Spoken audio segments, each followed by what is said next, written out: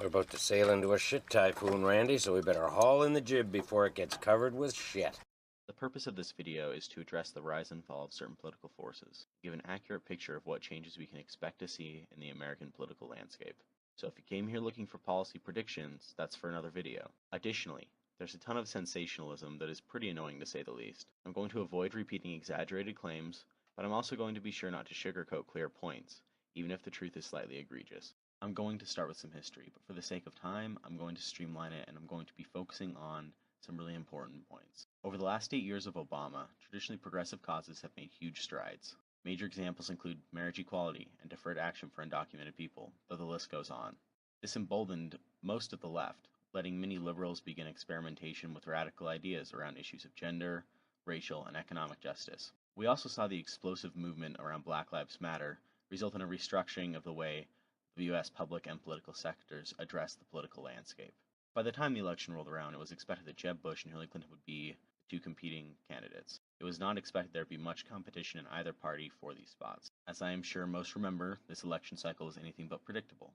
We saw the unapologetic Donald Trump push his way to the forefront with populist rhetoric, eventually winning the nomination using these populist slogans mixed with appeals for law and order as we have previously seen under Nixon. We also saw the emergence of the divergent Bernie Sanders, who, through similarly but notably different in character populist rhetoric, rallied one of the largest grassroots campaigns in American history. This election saw one distinct theme. The traditional party lines and structures were being shaken.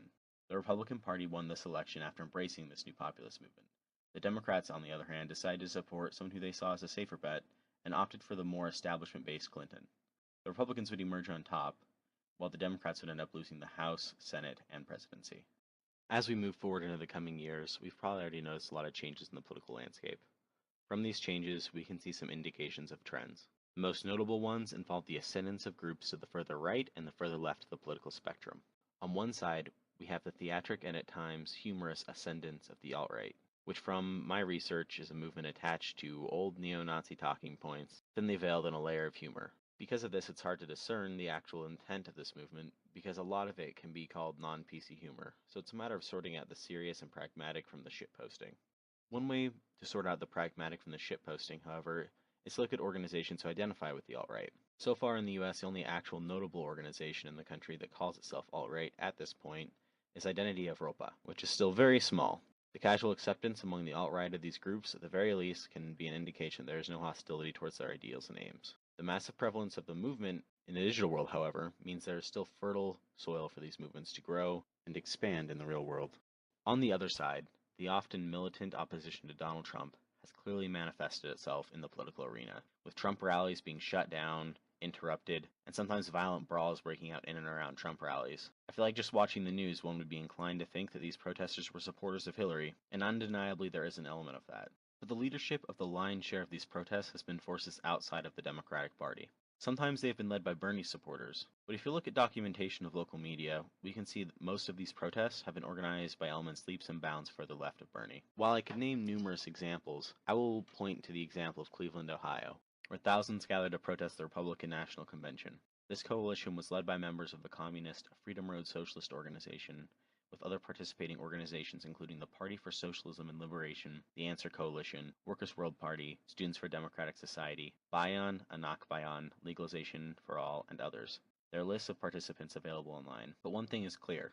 None of the leadership was coming from the Democrats or even their NGOs. While a little bit of research will reveal that the far left in this country is fairly fractured, it's also clear that there is a core of organizations on the far left and left-wing student organizations that seem to have consolidated a tremendous amount of leadership in the movement against Trump.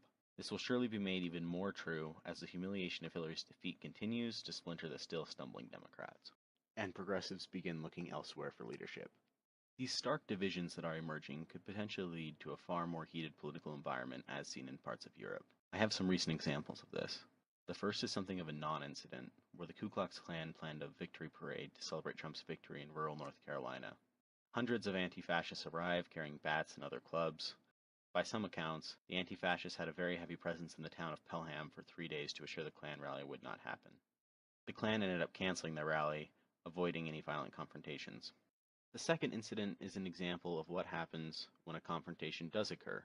Neo-Nazis, that in their statements identify an active recruit out of the alt-right, attempted to hold a march in a public park. They were met by hundreds of anti-fascists. Neo-Nazis fought tooth and nail, stabbing and seriously injuring some of the anti-fascists who chased the Nazis multiple blocks, throwing rocks, swinging bats, and throwing punches at the Nazis. In the end, a good bunch of people were hurt, a handful of them were critically wounded and treated for stab wounds. While I hope this doesn't continue, it is clear that these groups further to the left and further to the right are gaining momentum fast. This will likely, unless something major changes, continue and intensify as Trump's appointees move to roll back some important victories in the eyes of progressives from the last 8 years. And unless the Democrats can regain their balance soon, which means, first, walking away from this bizarre campaign to blame Russia for their blunder, this effect will surely and severely be exacerbated as progressives look elsewhere for leadership.